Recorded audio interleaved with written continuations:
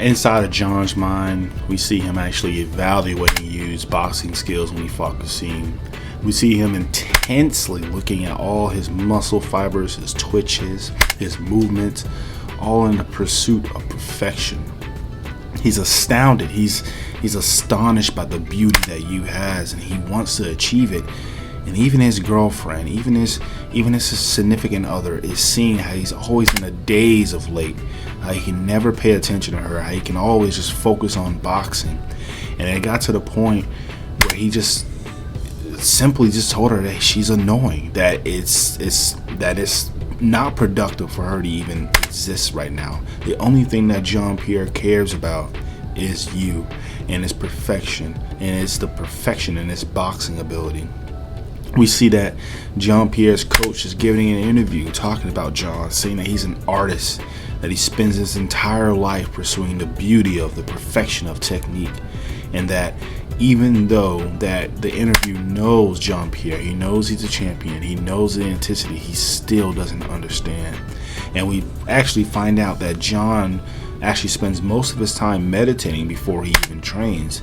And then we get a third person perspective from another person at the gym talking about how he actually acts and how he actually performs in the gym, and how after he meditates he actually stands in one position a very, very long time, and every single hour they slowly see that his left hand extends into a jab.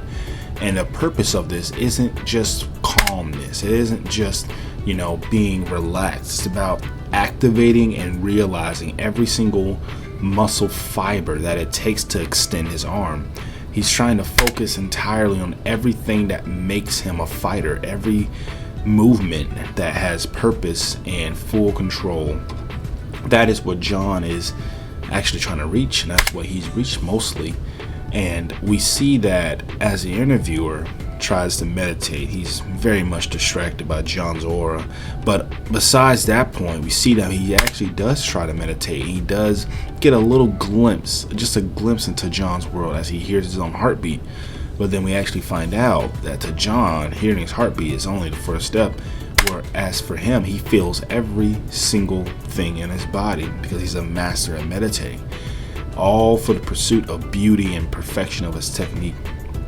But we do see that John is no dummy. He is no fool. He understands that Yu is a very, very serious threat. That time moves differently for him.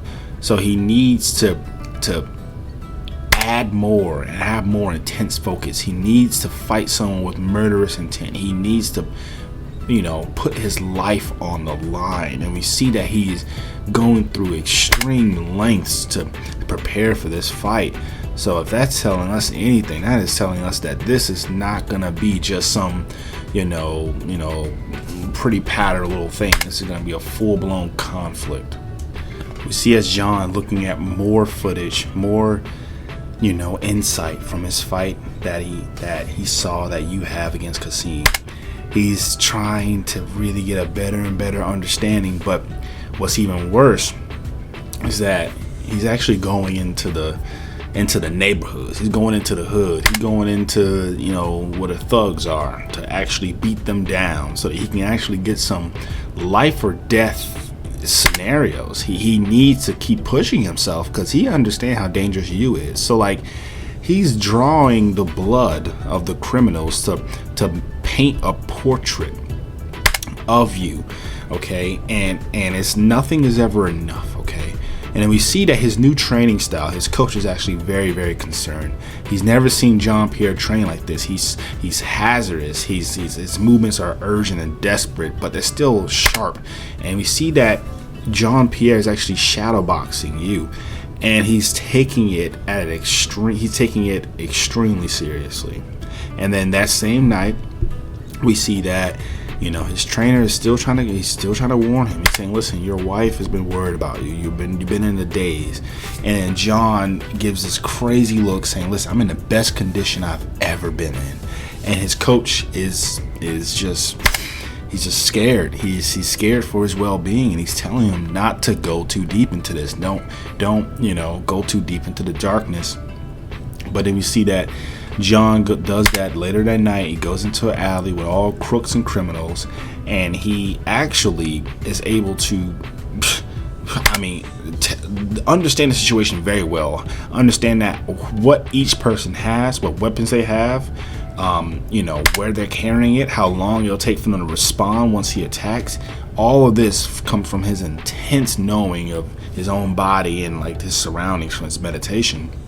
So as soon as he starts, as soon as he does his first jab and knocks out the person with the gun, he is giving a descriptive, you know, reality of like what's going on, how fast they're going to react, how he needs to attack them so they can stay down for long enough, when the next person is going to attack, when they're going to attack, how they're going to attack. And it's very, very meticulous and very peculiar and intense. And it's just showing just how serious he takes boxing. This isn't like a sport to John. This is his lifestyle. And then we see he gets in a worst case scenario where he's at gunpoint and he's too far away from his normal range. His heart is thumping and he knows that he's gonna die if he messes this up. His adrenaline is pumping, everything is blasting at 300%, and right before, you know, like he shoots the bullet, his neurons are firing off and he's able to actually get a punch off before he's able to actually, you know, kill him. And he finally understands that he did it. He finally understands that he's reached a level that you use of that life or death, you know, energy. And finally, with enough blood, he finally finished painting, you know, his version of you, this demonic death painting. And John, I mean, oh my goodness, people, John is just as much of a freak as you is. I mean, they are both just they're both monsters in their own rights, but we're gonna see how they're gonna fight and what's gonna happen between them two guys. Penny